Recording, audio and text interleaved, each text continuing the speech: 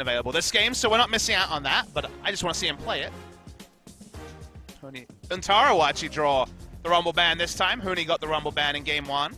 So we will see something new, Kilios. All right, we'll be taking that out. This is when they just, they pause the game. We're like, okay, we'll take a penalty. We need to swap Huni back in. It's always ready for it. But yeah, Elise coming through yet again from SKT. Do they just not change anything? Do they perhaps leave the Syndra open on blue side for themselves? They might just ban Lee Sin on blue side and say, well, let's play with the jungle pool extended. Because already they banned 2 out of the 3 gods here. The agreement in Korea is that Lee Sin, Elise, and Zac are the top 3 junglers, and very frequently we've had them banned. It's why we see so many games of champions like Graves, and they will ban Syndras. They're still showing respect, and it is the same bans for SKT on blue and red side, which lets them know that even though the early game went completely against them, they're not looking to change anything, except 2 of their members. Yeah. So MVP, do they want to keep things consistent as well? Take away the Lee Sin with the final pick, or the final ban? And it's actually going to be the Lucian. Wouldn't have been as much of a flex solution. The triple flex is gone.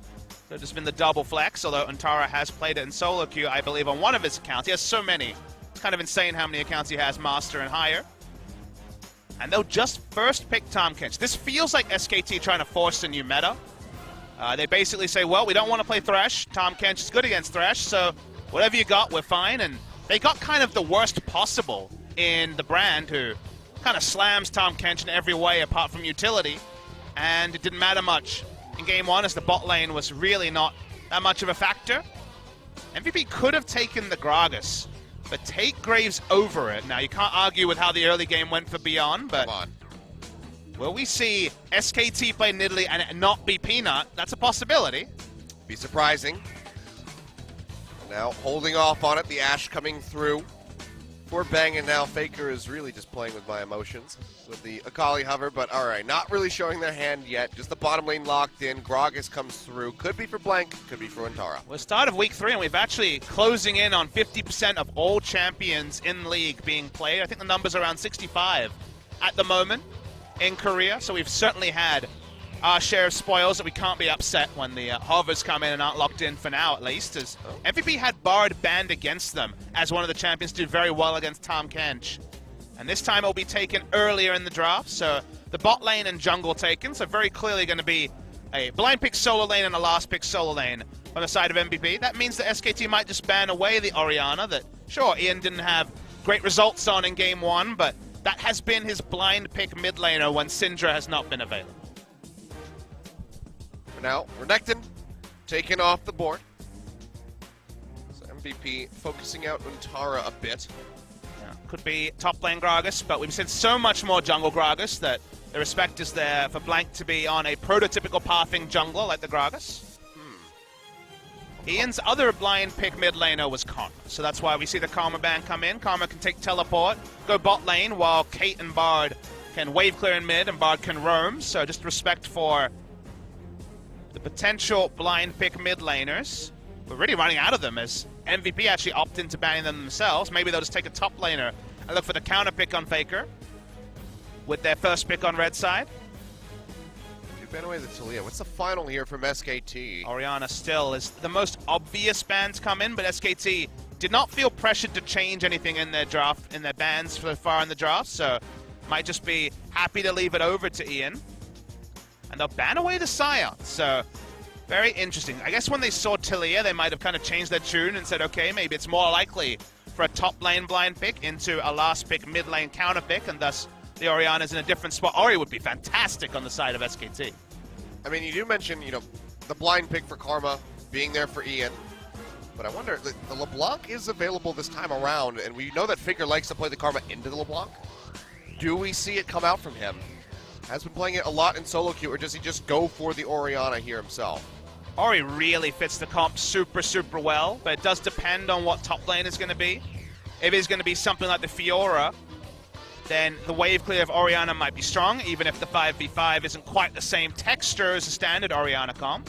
Untara's played a lot of Fiora in solo queue, and it actually was a legacy pick for him on CJ Entus, so we get to see him play Fiora on a far stronger team. 3 and 5 historically on the Fiora, but SKT will be able to provide coverage for him in a very different way. Where will Faker go? Because when in doubt, Orianna has been his way. Solo queue, we said, was LeBlanc Lucian. This could be the return of his LeBlanc for the first time in a while in competitive play. Seems like it, but actually no, they will flip at their last second over to the Cassiopeia. So just going to go back to more consistent comfort here for Faker. Unfortunately, won't be seeing that LeBlanc. Hasn't played it since summer season of last year. It's been a very long time since he played LeBlanc. Actually, I tell a lie. Played it once during the spring season, but again, very, very long time ago. Heavily deprioritized for him compared to his early days. And the Orianna fit the comp. They decide to take the Jarvan and then just wait and see. Orianna does very well into Cassiopeia after the early levels. So while it is a count big of sorts, it is Faker, and he definitely knows how the matchup works. So, sort of matchup where you can go really well as Cassiopeia, but the wave clear when you get 5 points into your queue makes Orianna usually pretty comfortable into the matchup against Cassia. That's when you find out that they're actually flipping the Fiora into mid lane. It's top Cass again for SKT. Sounds painful laning into Orianna. Probably wouldn't be fun. Any sort of matchup where if you had mastery of Orianna, you would smash a Fiora, but in solo queue, I wouldn't necessarily recommend it. If you don't get every auto attack in, then certainly potentially get bursted down, but as far as we know, it's going to be standard, and yep, it will be. So, Untara on Fiora. We've seen him play Rumble. Every SKT top laner in their contracts pledges to be a great Rumble player. The next champions are interesting, so seeing him on Fiora is going to be a bit of a learning experience. It's a different type of comp for SKT, unless they can just run over the early game and make the comp irrelevant. I mean, ADD played very well early on with that J4, has the synergy back yet again with the Graves from beyond out of the jungle. So maybe they can just have another repeat performance in the top lane, just against a different enemy this time around. Blank on the Gragas, not going to be able to be as aggressive as we saw him against Everate with that Lee Sin. And just having Untara and Blank, we expect SKT to tighten up and have a tighter shift in Game 1. All right, well, undefeated for Blank. Let's see if he can maintain that and close out this series, or if MVP fires back.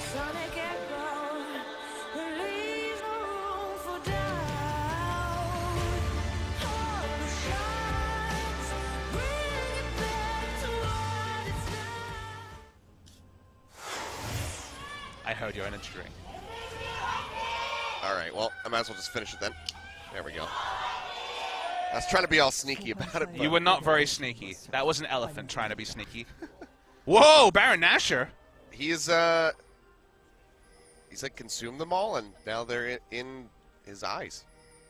Is this prophetic? Will we see SKT be Penta executed to the Baron? That's what it's suggesting. I mean, perhaps. They did not have a Baron pet. Baron owned SKT in that particular artwork. The what if surreal. Yep. Like, what if MVP was good? With rivals, it's not that far away, Achilles. Again, schedule has been against MVP. They beat Jin Air in their first series. They lost against Everate, by far the most stark, but since then, they've gone down 7 games in a row.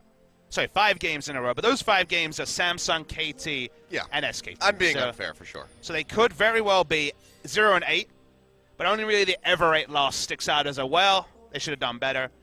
Since they've joined, it was in the graphic pre-match. I did my research on it as well. It is now 9-0 for SKT over MVP. So even when MVP was flying at 4th spot in the spring season, this was never a matchup they looked at expecting much.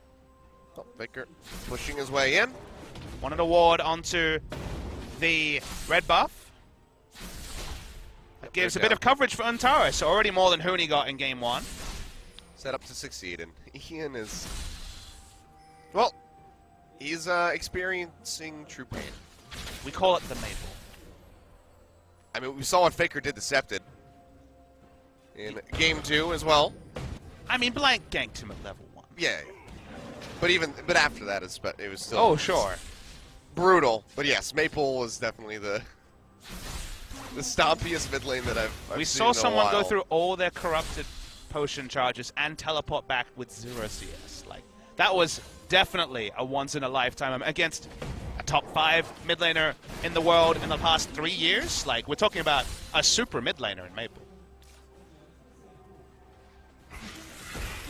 Rough times overall for those who face Faker. That's why you go to NA. You might make it to Worlds, and you avoid fate. Just get tilted out of there. Up beyond, walking into the jungle. There's an award. Keeps his backside safe as he looks for those Krugs.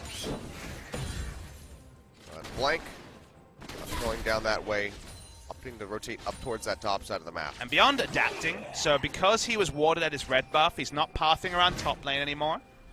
He's pathing around bot lane, so he's trying to keep the high octane style he had in game 1 active. Will at least counter jungle Krugs, but the lane's not in a great spot for a gank, and would require Cosmic Binding to be very creative for Max, so won't actually path there, but still, some nice pathing means you'll get access to extra camps that Peanut probably will not. Well, just going to be slow and steady as she goes. Ian keeping up pretty nicely there in CS in the mid lane. So, all's well for MVP at the moment. It's that slight little dip in the top side of the map is pretty much the only blemish, as ADD is just slightly behind. Beyond's pathing, showing a mid lane. Going to help push if Faker fished for an all-in. Top lane, so Yuntara is running the Fervor, which has been pretty common on Fioras, and Grasp there for ADD. Itemization is going to be fun to track. Usually it seems like the best value is gotten from just going damage as ADD. On the Jarvan, it feels like the people that try to rush tank go for a nerfed Sunfire, maybe a Ninja Tabi rush, but actually getting an item, a tank item lead doesn't really help a matchup that can definitely be Fiora favored if she hits her items on the correct timings. Forward over the wall, not quite going to spot Beyond. He was sitting in the brush. Kind of guess around where he was that perhaps he had gone back to base. So, decent amount of information gathering here for the side of SKT, just keeping everybody safe at the moment. Things have been eerily standard compared to game 1, where at this point MVP already had targeted down Huni twice. We expect there to be pretty evolving pressure around Untara as Fiora with ward coverage once she hits at least a Tiamat, but more hopefully a Tiamat and Phage, and start to do Fiora things. We've all felt it in solo queue. AD has time to leave lane and just get the vision of the ward in the brush, so no opportunity cost there. Given where the wave was, it would have been very risky for him to try wave clearing. So no team effort around the Fiora just yet, but no real impetus to before the buys come in. Yeah, Beyond was wrapping around, not going to find anything. Goes back to base yet again, perhaps. So he stopped up, sitting in the brush for the moment. A zoning portal, you would call that one. Threatening that the jungle is on the bot side. It's pretty cute from the side of MVP because when you see that portal, your initial thought is either Graves is coming or Graves is bot side and chose not to take the portal, but actually Graves was top side. Bit of gamesmanship from Max, nice to see. I think Beyond was really waiting to see if Blank was coming back into that side, just now exiting. Spent a lot of time sitting in that blue buff brush. Cosmic Binding comes through, locking up Wolf. It's a little bit of damage in the exchange. It's a little bit concerning that ADD doesn't have a CS advantage over Fiora. It's not a trivial thing, and it's not like it's a counter matchup, but the best phase of the matchup is before ADD can be heavily harassed for using his Q. When you use a Q in early laning phase, you're not expecting Fiora to go run Rambo with an all-in, but you give her a couple of items and she realizes that your EQ is down, and then she'll just have an all-in window where you don't have an escape other than flash. Even if you do have the EQ, as soon as you see that banner drop, just pop through a post and keep yourself safe. It's one of those things where it's all about tools. If he's winning harass wars without having to use EQ, then he can always exit if the jungler comes. But if he's using Q to either wave clear or poke, things can go worse, and that just, the mind game there is always interesting. It just doesn't exist when there's no items. So AD doesn't have pressure right now. It's being pushed in, which, how the matchup may develop might be concerning for MVP. For now, super standard. Plenty of time to ready a popcorn. We still have plenty of time for some Baron steals. I know everyone thought there'd be Thrill a minute after game 1, but a little bit quieter here. Yep, not going to be replicating the events of that the series. sequels often don't. Yeah, unfortunate.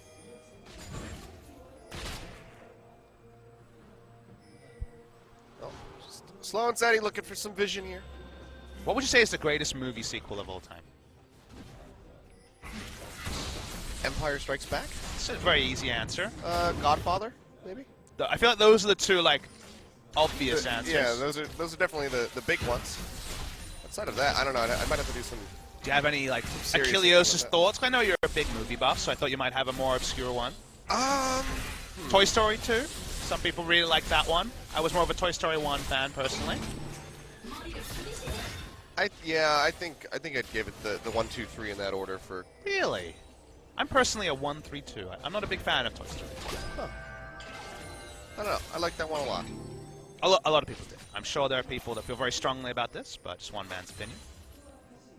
That one has the nostalgia factor for sure for me. The third one has the heartstrings. Yes. Oh, boy. God. No spoilers for Toy Story 3. That one just makes you want to cry. In the way it intended. Yeah. I mean, they're all great. So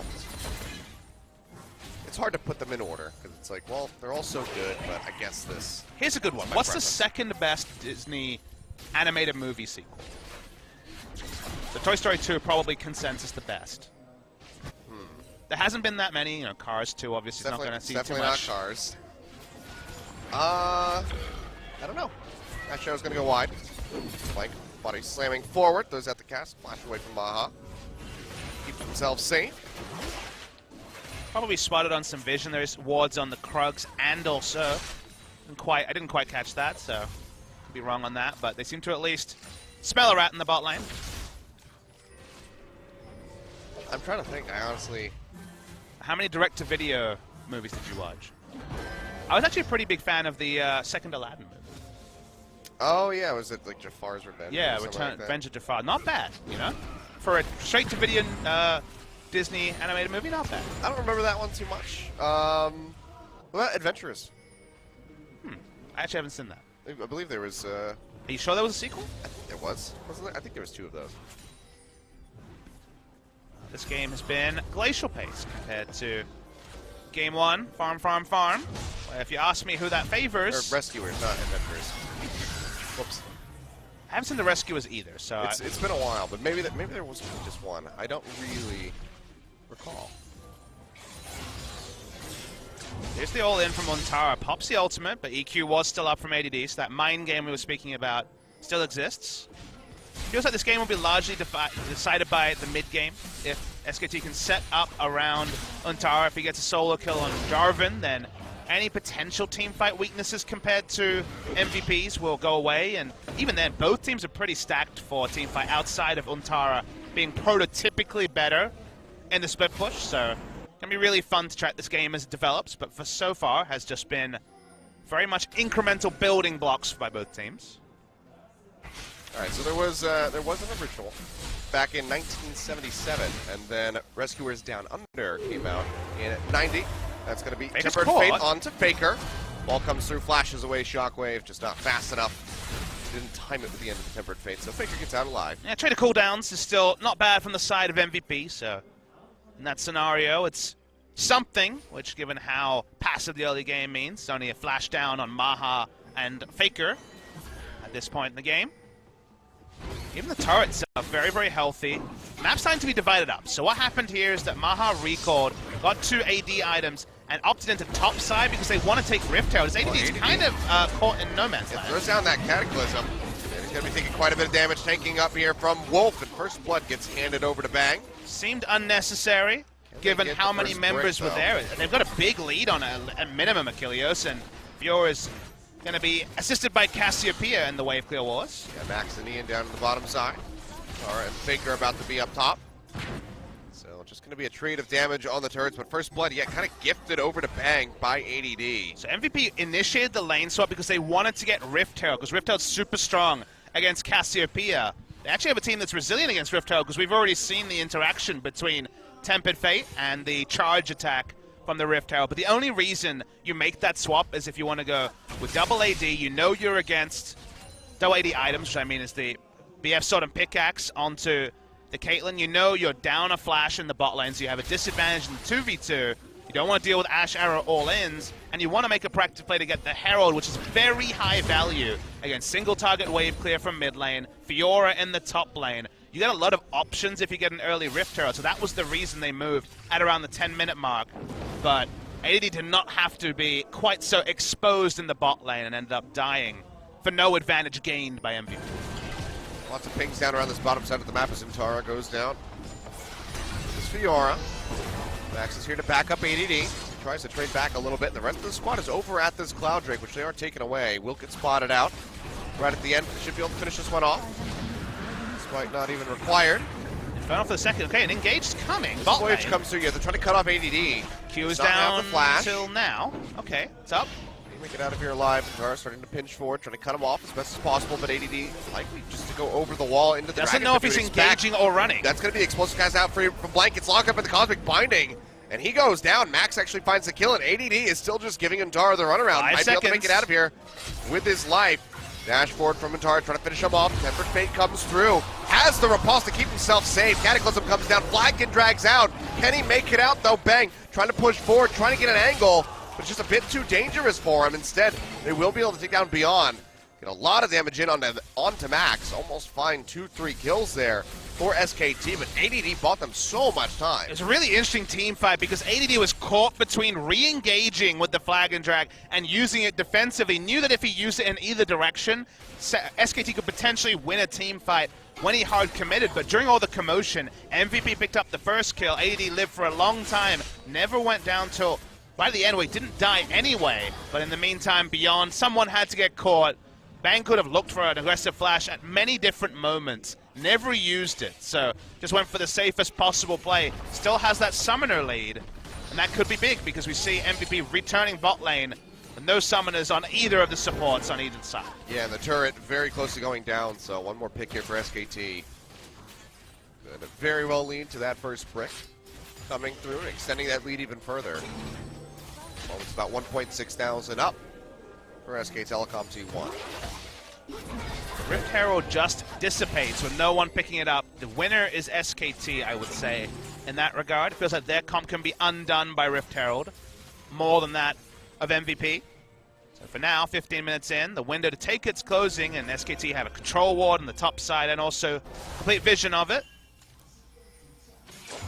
Enchanted Crystalline Arrow available here for Bang if they want to try to go for an opening. ADD had entered bot lane with teleport up and not died. And they could have got a big advantage, but didn't happen, so no real point to dwell on that for now. The items starting to come in. Rod of Ages was at a very fast time by Faker, around the 11:50 or 12-minute mark. Has that stacking up very comfortably. Play the Ruin King done. One item power spikes, basically, on most of the champions on the Rift now. Got the Rod of Ages the same time that he did in Game 2 versus Ever8. So the timer is set. About 7 minutes to close out this match. He doesn't have his boots yet. No boots on Cassiopeia. So terrible. Misplay. I do often think about boots on Cassiopeia, then remember each time. But she's got no shoe. She's got no feet, so it makes sense. I mean, she'd just be a snake in a boot. It's true. Talked about Toy Story earlier anyway. So. Oh, Toy Story. That song, man. That Randy Newman song. I was gonna say there were several throughout the years, but we all know which one you're talking about. Yep. After some of MP's losses, they probably wanted to hear that song. I feel like you have too many friends in the world when you're on a losing streak. The fans are against you. Also, a lot of people, of course, making the obvious, well, they're representing us at Rift Rivals jeers about MVP. Beyond was spotted, trying to provide coverage. We could definitely see a big 5v5 fight around the very precarious bot lane outer turret. Yeah, it just feels like that could be the tipping point here for SKT to really get the ball rolling. SKT have so much of a vision advantage. Control ward on the top side, double control ward around the bot side. They're basically waiting for MVP to show their hand, and then they feel like they have the tonic, whatever the situation. CS lead starting to be opened up by Antara. Oh, Shockwave comes through, but it's just going to whiff. Faker, no flash required this time around. Keeps himself safe. Just great juking from the Master. He knows those ranges better than most. He was hitting some amazing max range shockwaves at MSI. Everyone seems to be shorting them here at LCK Summer, doing the best Faker impression, sometimes even Faker himself. No more action gain there. And the Rift Herald is, we're starting to get up to the last minute and a half of its livelihood. Ward in the pit, they do see this happening. Blink's going to find out in a second when it expires. It's not the spring season Rift Herald. There will be a fight over this. MVP will not want to give it up for free. Junglers and mid laners are here. Ma Bang can't be there. He's bot lane. Yeah, Ma is roaming all the way up, and Max is going to be quite nearby. 5,000 HP remaining on this Rift Herald. Faker throwing down the miasma. Do they just leash this? Yeah, SKT will be smart to leash it, because MVP had to leave bot lane. They would have lost the turret eventually anyway. And basically they're playing with everything, and it's releashed. It doesn't heal back up, so MVP do get Rift Herald. So we'll see where they choose to use it. Beyond has it. He's wearing it right now. And everybody up towards this top side of the map might be the prime target. They showed their hand early, did MVP, with those control wards. SKT knew what they wanted to do, but they do end up giving up an objective that we pinpointed as pretty important to launching MVP into this game. Well, a lot of pressure around this bottom side of the map opened up for SK Telecom. Very good timing with them with the Infernal Drake spawning in 8 seconds. So maybe they picked that up as an answer, but you can see MVP kind of starting to pull their resources down to the bottom lane, so perhaps this is where they want to use the Rift Herald. There's a lot of what-ifs here. Are they setting up on Infernal Drake? Are they going to use Infernal Drake in one lane to get a really big push with the Rift Herald? There's a lot of what-ifs with the new Rift Herald. They're just going to start Infernal Drake for now, so see how much they want to commit to it. Dragging it out. They could also just use, they could just have the jungler go mid lane, put down Rift Herald and fight for it, but it's not even going to be a fight. There's no contest coming through from SKT. Fiora went back, finished up Black Cleaver, shopping trip for Bang. And MVP do gain, a very consequential Drake in the Rift Herald. And in terms of neutrals, apart from the one turret, neutrals have gone to MVP. Yeah. Interesting decision making here from SKT. Not even an explosive cask or a barrel thrown over the wall for Blank to try to take that one away. But hard to criticize, because you look at SKT's comp and you're like, they can team fight, but they're not built to team fight. It is a Fiora who, diving into the backline against Orianna Bard, probably not going to find a lot of value until she's at 3-4 items with the Guardian Angel. So it's thinking better of it and focusing on what they do very well, which is a lane pressure game. Vision quite shallow at the moment for Antara, but he's still working towards his core item, so you can only really be picky about Fiora's split push vision when the 2-item power spike is online. You can see just how much attention being drawn up towards that top side of the map. MVP, multiple members trying to stick around up in that vicinity to keep that turret safe. Aggressive vision is so important for SKT here. They want to ward basically every camp so they know where Graves is on the map and can thus can expect what's happening with the Rift Herald, as the 1v1 is still a bit of dabbling, no real commit. You can see the Rift Herald percentage there. We don't have a progress bar on the trinkets yet on the scoreboard, so Right, please. that's definitely one of my few Riot Pleases, given they're now even going to have warded pings, so we're running out of Riot Pleases, so we'll throw that one in there, just so that Riot kind of solved League of Legends. But yeah, the Rift Herald's only about 33% now at most, so going to be forced hand very soon. Keep pushing in, but way clear.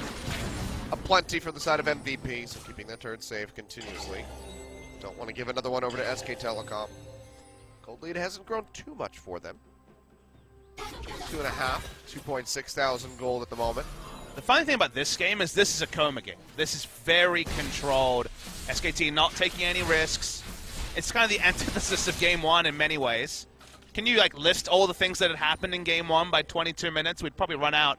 I'd take a breath at some point. This has been very standard. Beyond, we'll just put it in the mid lane. No interrupt available for Faker. We've seen 2 interrupts so far on Rift Heralds. We saw one from Rakan against KT Rolster yesterday. Bang and Wolf going to be making an appearance as they try to hold on to this turret. Charge comes through, knocks it down pretty low. They will be able to finish off this Rift Herald before the turret falls. So what does this get on your scoreboard, Papa Smithy? It's about 3.5. Yeah. The lane choice was good. The timing was a bit too transparent because all the great wards had come in from SKT. They knew where Beyond was. So MVP were controlled in their Rift Herald usage as Faker's Hit by the Tempered Fate. That comes down this time. They have the Cosmic Binding into the Shockwave plus collateral damage. He will go down as MVP puts a second kill on the board. I'll extend the window for the Rift Herald and give it a 7 out of 10. We'll include the back end of the Rift Herald play. All right, well, they're looking for a bit more than that. Maybe that tier 2. Bang. Really taking away that outer turn to the top side of the map, and there's just so much damage from MVP. They will be finding this. They can all exit safely. But you can see what SKT are doing. They were not going to caught Untara in that situation. Bang was already topside. It's a good job by MVP. Decisive when they needed to be decisive. We'll see if they lose an Untara for it. My first instinct is no. There's not many minions here in ADDR. He has the wraparound coming through, and now Bang. Actually very far overextended. They do have to peel back. Or he has to peel back, rather. MVP made the decisive call when they needed to. Got an inner turret and an outer turret. So overall passage of play after the Rift Herald was summoned worked for them. They could die with flash up that time as Untara just goes back in. Once that blast cone taken out, so company has a fast avenue of approach via the river. You can see the rest of MVP on wards in the enemy jungle. So another one of those games where wards in the enemy jungle has bought SKT a lot. Kind of a predictable thing to say, but we kind of saw MVP miss out on very clear things that you often have in your checklist in League of Legends as well. Let's see how the 1v2 is looking at 1.5 items. Yeah, Cosmic comes down. Bit too late there on that Cosmic Fighting from Max, trying to get the lock up. And SKT start playing around the Baron. Vision down, but not really interested in taking it yet. And Tara very much losing out on these exchanges. Taking a lot of free damage. And both do have flashes. Going to go ahead and throw down a grand challenge. It's a bit of damage in. Dashes away barely. No mana from Untara. Out of range of that Flag and Dragon. Now Max arriving. Almost has the Tempered Fate. Waiting for EQ cooldown after he uses the flash. Flashes in, throws down the Ignite. Tempered Fate is available, but Untara's not going to get clipped by it. So actually, big overcommitment there from Max. Just throws out everything that he had and doesn't come up. So AD, because he hadn't seen Riposte, didn't want to trade flashes and then just EQ afterwards. Didn't seem to have the confidence, and Max and ADD critically did not have the same duo synergy that we saw from ADD and beyond to really open up that lead for MVP in Game 1. Complete disconnect from Max and ADD. Needed to be communicating better about what the goal was, because Max was going in. He used everything, including his flash and ignite, and ADD was having none of it. So, bit of a worrying sign there for MVP. So Untara barely escaping. You can see just how one-sided those exchanges still are in favor of ADD. So we wait for more items to come through for that Fiora.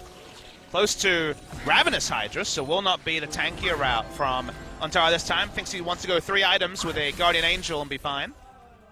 3-item power spike, very, very powerful with the Guardian Angel. That's almost certainly going to be the next item.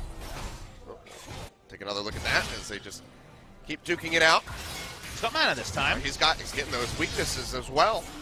Flag and Drag will take ADD out to safety. Doesn't have to use the flash, but just like that, things are going pretty well for Untara. And now he's got pressure on this inner turret. Let's have the Vision's going for the solo kill. Oh, but this might have just been the bait here from ADD. Cataclysm comes down. Untara locked in, will fall.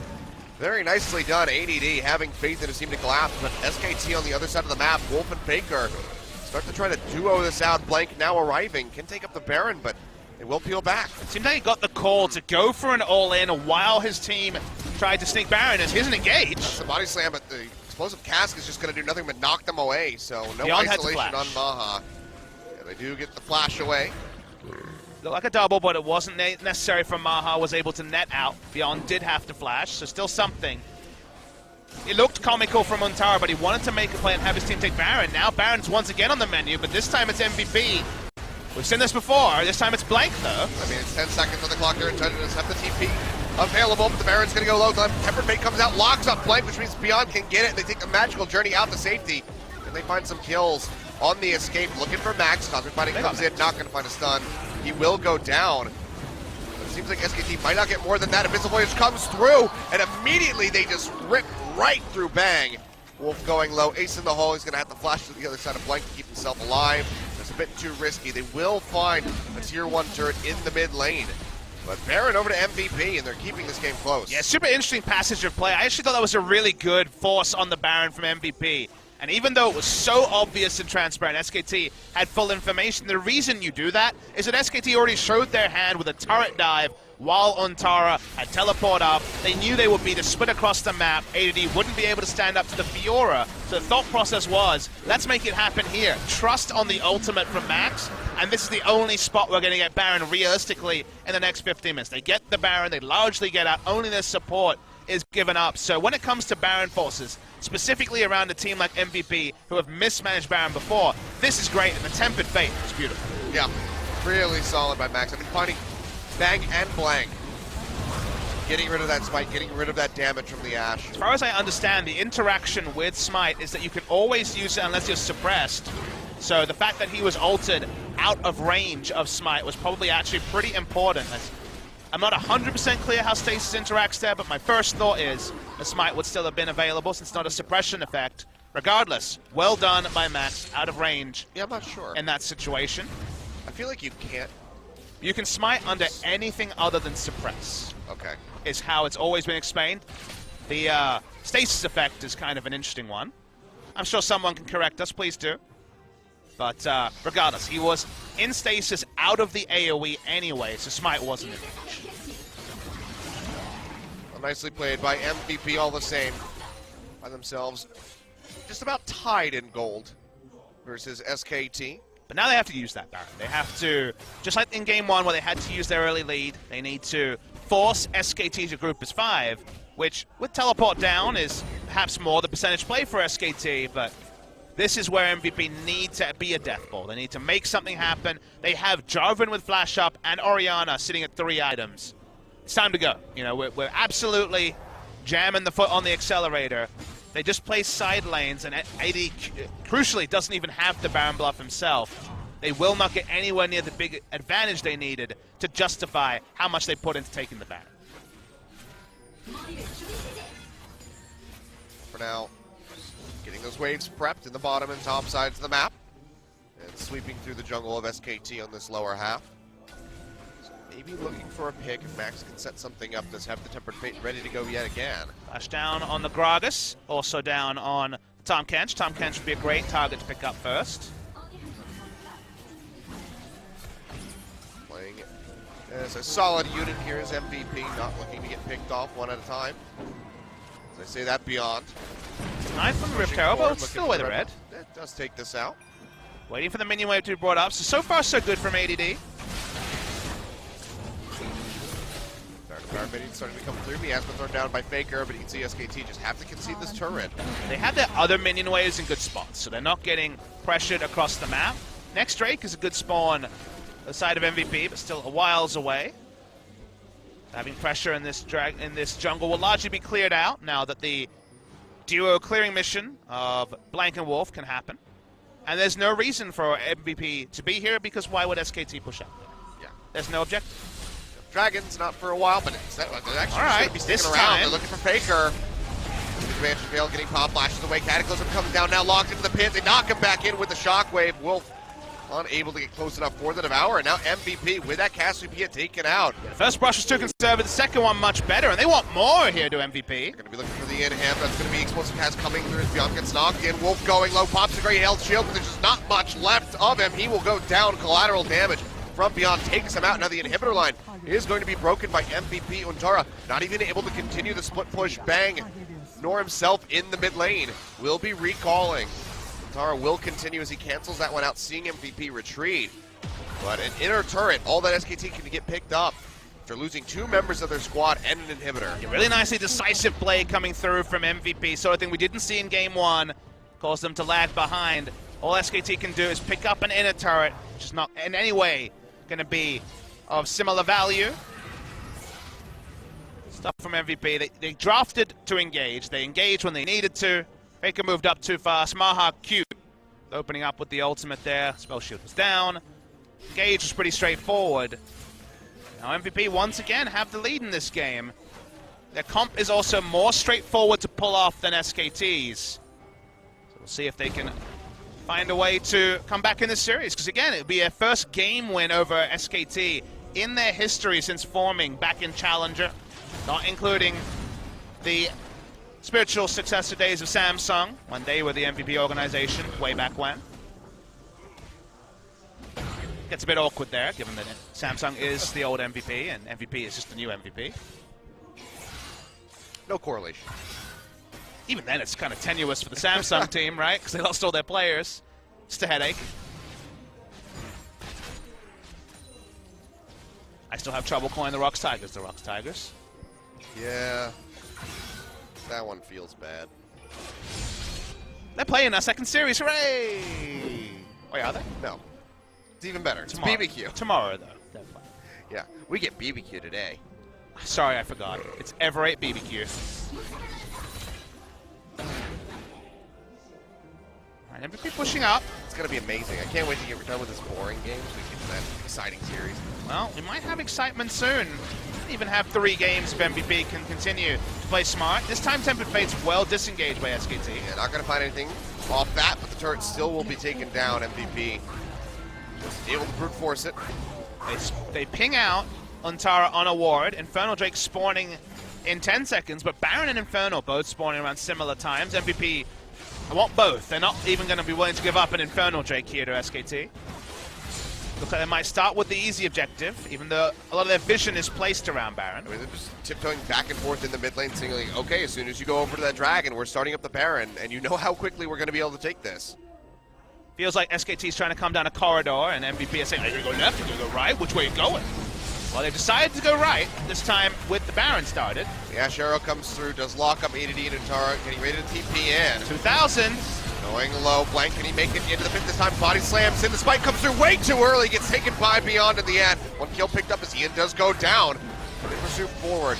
Antara going to get locked up by the Cosmic Binding, go over the wall. Still chasing in, they're trying to take down Maha, will be dashing forward onto the Ash. And they should be able to finish him off.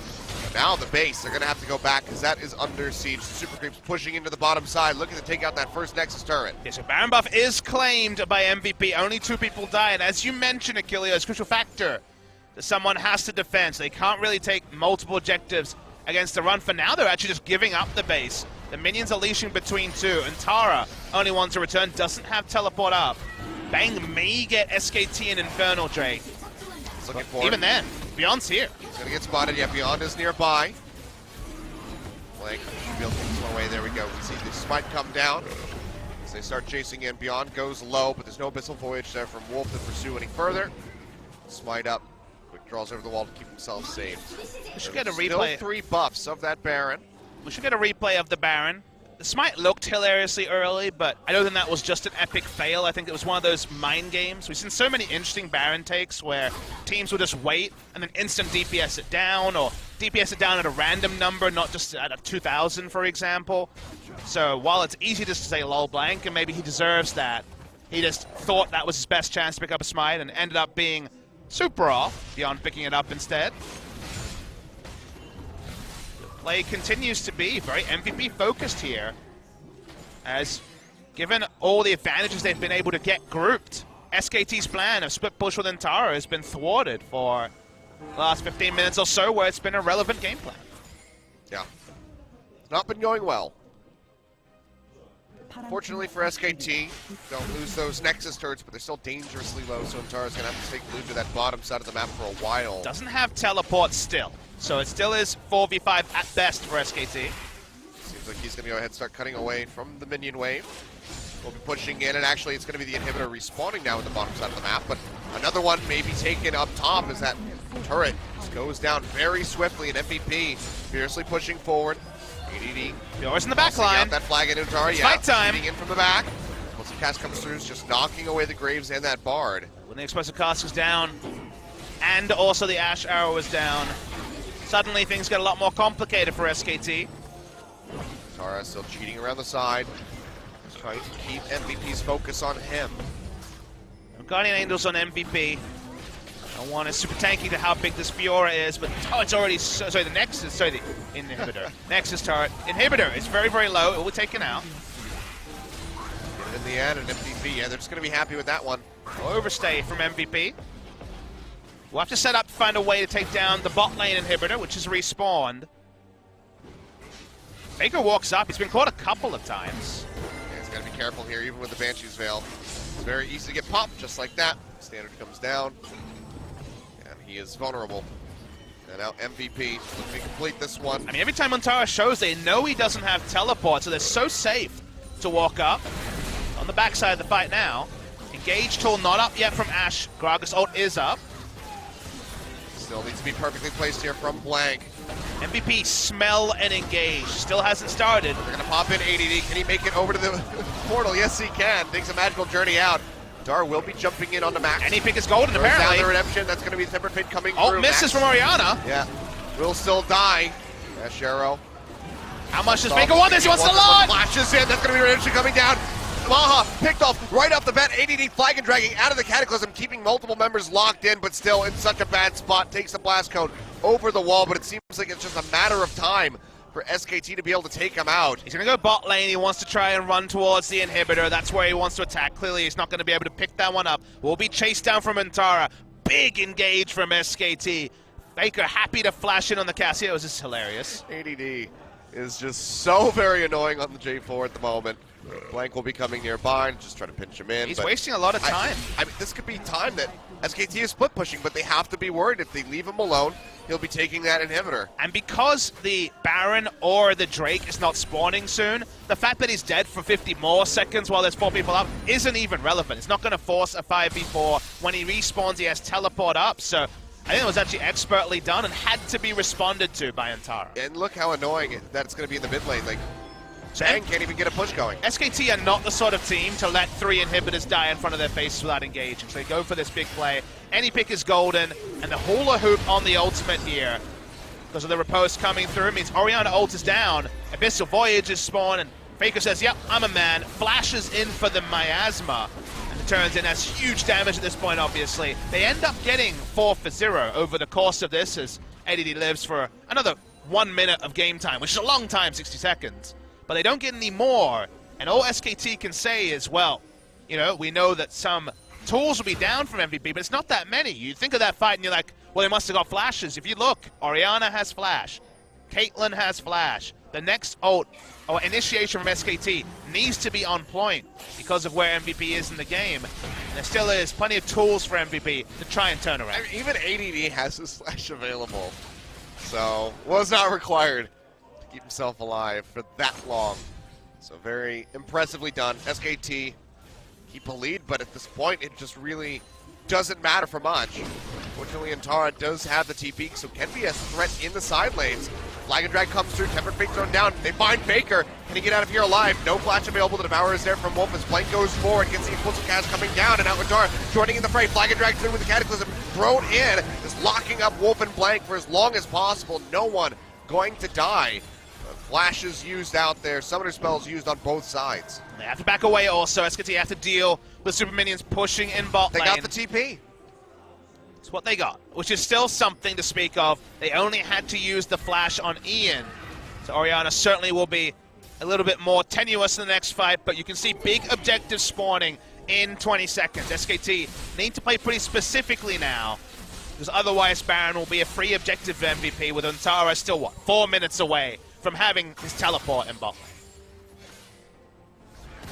And Beyond understands. They're just walking straight over. MVP want to brute force this one. Cataclysm may be down. Orianna ult down for a couple more seconds, but they want it instantly. Yeah, this one's getting down to the wire. The trap line being thrown up here. What will by SKT Maha, do? trying to lock them out. Blank already nearby. Tries to go forward, lockdown on the Max. Needs the steal if he can get it. Throws out the explosive cast. Smites yet again too early. And Beyond comes up with the Baron yet again. And they find the exit kills. Fine Gaze comes through. They do lock in 2. Actually, yeah, the Poison able to take down ADD and out with Dark. Cutting them off as Blank goes forward. Body slam out. Tempered Fate locking up he and Beyond. And this could be the ace. This could be it for SKT. They find Maha. They have the rest of the squad so close nearby. They're And they able even to have take him Faker out. pushing through mid lane while they clean up the kills. Nowhere for the Bard to go. Can't escort any minions in. I don't know if they can end the game here, SKT, but they're going to try. It's going to be damn close as Bang joins in. Faker already moving up the way, but look at the super creeps back in the base. Nobody is going to answer this. And Max is just charging down the top lane. Wolf will be hot on his heels. He's just trying to create a commotion. He has a Baron buff, remember. But I don't think it's going to be enough. They're going to try and force it. Max falls back. He's buying some time. Wolf trying to delay this as much as possible, just not able to get it. But even then, Max does not have the Tempered Fate to keep these turrets alive. SKT, I think they might have finally done it. So long still on these death timers. So close. MVP. That's the game that they can feel damn good about at the end of the day. So close, but it's still not going to lead to a win there, Kilios. SKT, they're not necessarily celebrating. Very interesting end to the game where it looked like MVP had all the options. They made the play around Baron super cleaned up, and Tara had the items to kind of take over the game. And end result's going to be SKT 2-0. Even if you think about the game, you're like, wow, really good early game in game 1 for MVP. Mid-game to late game in game 2, pretty good by MVP as well. But no points, and another continuation in the loss streak for MVP. Now, if only we could just connect the dots between the two, take the start of game 1, the mid to late from game 2, put them together, and then have a victory. They've had series where they've had neither of those bright spots. So there were bright spots here. This is better for MVP, but you're going to have to probably tell the players that tomorrow after they've calmed down, because they would have felt close in 2 games and yet come away with not even an improvement in their game win-loss score. Yep. Well, on the other side of the coin, Blank remains undefeated for SK 11-0, baby. So, yeah, well into the double digits now. And honestly, he was probably one of the poorest performing members on SKT in that second game. Will he reach 18? The length of an LCS season in best-of-1 days? It's possible. It's getting closer. That'd be pretty damn impressive. The smites this game, the first one I gave him the benefit of that. Doing it a second time, I'm like, well, I don't know, Blank, so I don't know if we'll get a chance to hear about that one, but that was a bit curious, super early on the smites, both attempts here. But neither of them ended up being the biggest factor. The first one got MVP a big lead, don't get me wrong. I mean, they took 2 inhibitors against SKT, which, apart from Samsung, not many teams have been able to do. Yeah. But after that second one, just ended up being a sight for the fight that SKT was looking for. I mean, Faker just going ham, flashing over the wall, petrifying gaze thrown down. Was solid stuff, and then just able to complete the, almost complete the ace off the backside of that last Baron. And then you wonder if Coma learned anything from this game, because this is the first time they controlled a variable. They ran both teams after wins. There was no extra, variables here. One game was Antara and Blank, the other game was Huni and Peanut, and you're like, well, putting in Antara and Blank helped the early game, for sure, much cleaner. But then the mid-game fell apart in a way that got turned around in game 1, so even the choice of lineup really did seem to change things up. I agree with you that Blank had probably his weakest performance of the year. Really interesting game to think about, just given how many different things happened over the course of 2 games. Well, there's only a few more changes to do. Now we just need to see Huni and Blank play, then we'll see Antara and Peanut play together, and then if still nothing is working, then Faker's the problem. We play Sky in the mid. Yeah, we'll so get there. That's exactly what happens. But lots of damage done by the Ashe, and Antara in the split push, still just consistently chunking away at that J4, almost tops the charts. But at the end of the day, it was the big plays from Faker that really helped pull it all together. Which is he going to get an MVP? No, it's actually going to be Antara out of the top lane. Felt like he was playing PvE for a lot of this game. Wasn't really involved in a lot of pressure until the final couple of fights where he had 3, 4 items and really started to turn it around. Randuin's and Guardian Angel to join his initial salvo of the Black Cleaver and also the Ravenous Hydra, and the riposte was super on point from Antara. That was perhaps the biggest pick. Yeah, that was.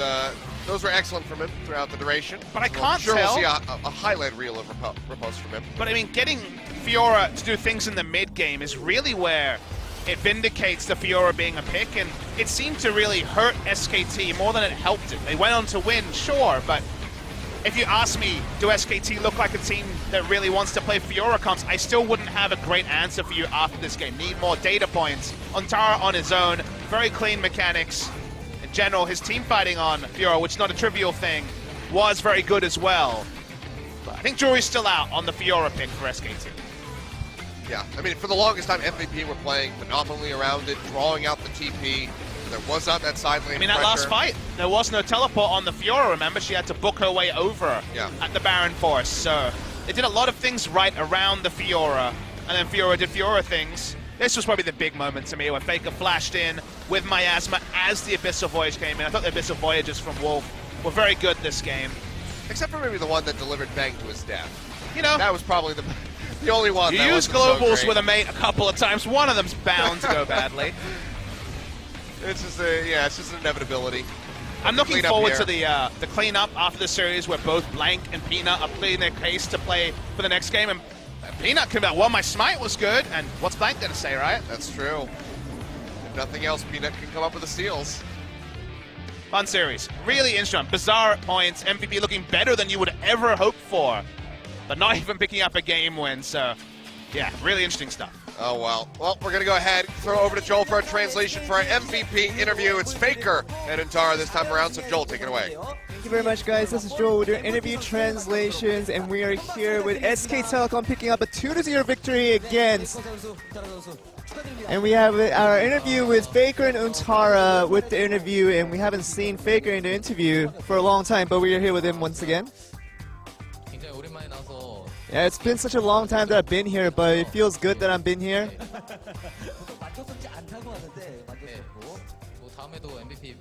And, you know, I'm hoping to get a few more of these MVPs. And someone who hasn't been for a longer time is Untara. Yeah, it feels good to get the MVP, and first of all, getting the win itself is a good feeling for us. And of course, Untara, not having played for a long time, you played the last game, didn't get the MVP, but you got the MVP this time around. And the thing with me getting the interview is I really don't like doing the interview, so that kind of fear neglected me from getting the MVP last time. Let's talk about the game. And the first game is a very unique composition that you guys showed off today. Was that a prepared composition that you guys put out today? And we played the composition a few times. And I think, you know, just trying to go with the flow, we kind of ended up with those picks. And it seems like the early game was was a struggle for you guys because Huni was being camped in top lane, and he really had a struggling time to, you know, pull back through. Yeah, usually when the snake dies in the early game, it's a struggle for the team, but I think we were trying to just focus on getting the mid and bot lane and get back on track, and that was our strategy. And of course, was Huni's mentality okay throughout the game? No, his mentality was shattered in the early game. He was telling us that, you know, he didn't want to play anymore.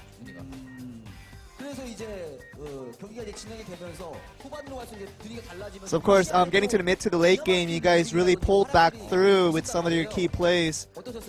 How was that, you know, getting a few kills to start that comeback? As soon as I was reaching the late game, all I was thinking was that I was going to get the MVP today, and that was the most important thing to me today.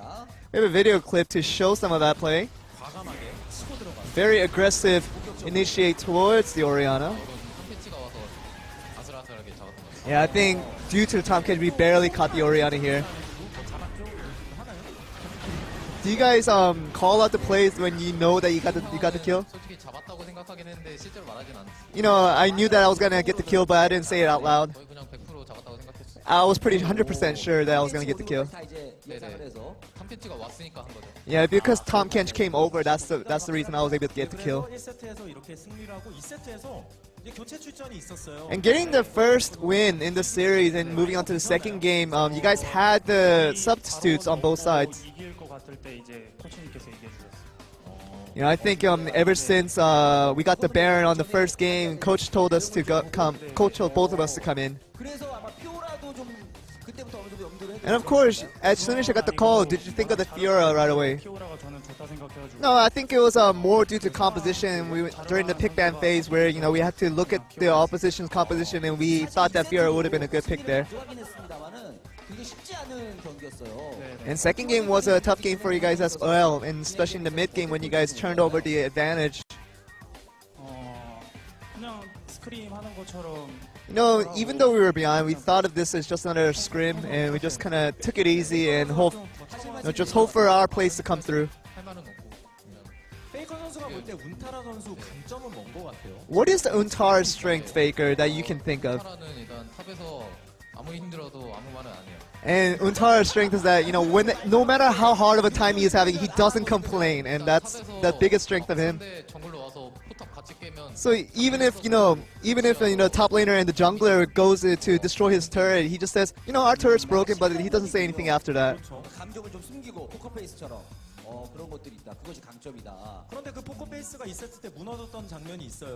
And I'm sure that poker face that you're talking about with that having no emotion was shattered at one point in the game. 끊고 싶었거든요, 너무 집을. Yeah, I really wanted to, you know, break the base there, but I thought I really had it. 모르고 들어가신 거죠, 당연히. 당연히 몰랐죠, 저. 당하고 나서는 그때도 뭐 별다른 리액션 없었습니까? And of course, was there anything after the reaction? 그러니까 우리 바론 먹을 수 있나 그 정도. You know, all we thought was that we could have gotten the Baron, but it was unfortunate that we couldn't.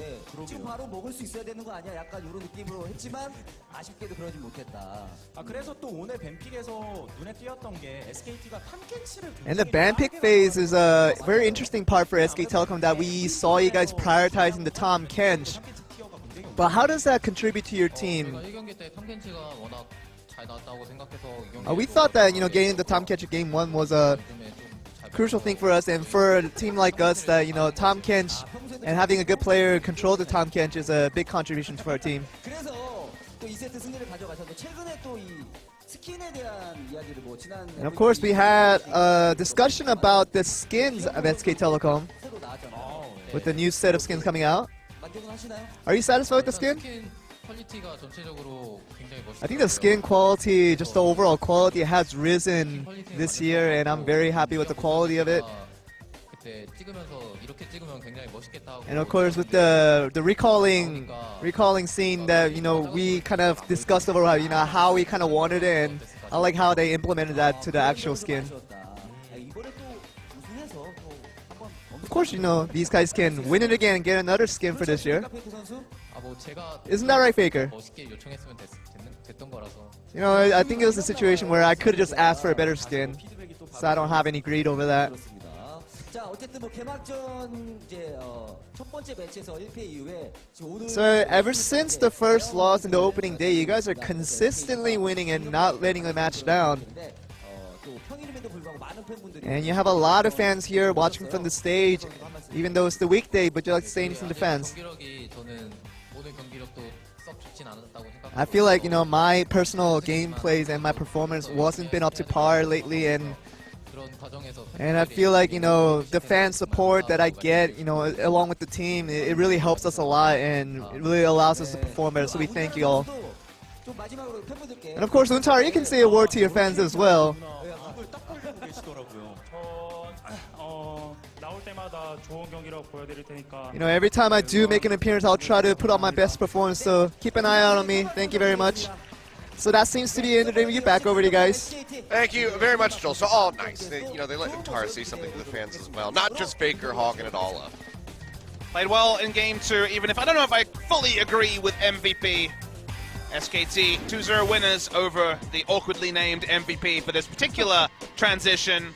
Second game a bit more of a slog. Funny how MVP looks strong at different points over 2 games, but maybe they, as you could say, they can find a way to jam it together. You know, put together 2 great foods, and sometimes you can make an even better single package, and that's what MVP is going to hope to do, because right now, not much to show for on the lap. No, definitely not. MVP falling down even further, now below the Rocks Tigers with a -7 scoreline. Even worse than the BBQ Olivers, who are currently sitting in the 10th place spot. But speaking of them, we're going to be seeing them in the next game. Papa Oh, Smithy. yeah! So it's going to be one hell of a series as 10th place takes on 7th. Yep, it's going to be BBQ Olivers versus Everett. If you don't trust us, which is understandable, you heard our opinions on Toy Story 2. We will very soon be having that match on the screen. Here it comes. Just what you guys wanted. Everett winners, fresh off being dumpstered by SKT against BBQ, who desperate for a win. So maybe the desperation will make it a fun one, Achilles.